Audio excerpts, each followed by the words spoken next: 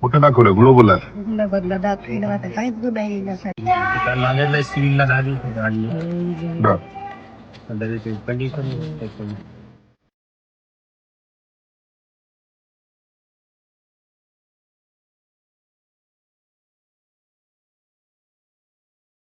लगेच चालू मध्येच बघ तुला व्हायलंय काय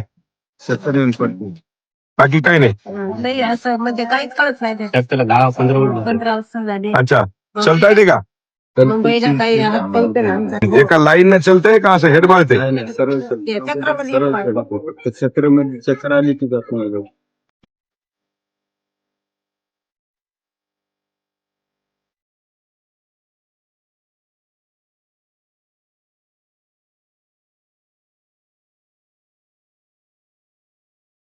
त्याला त्रास काय होतो आता?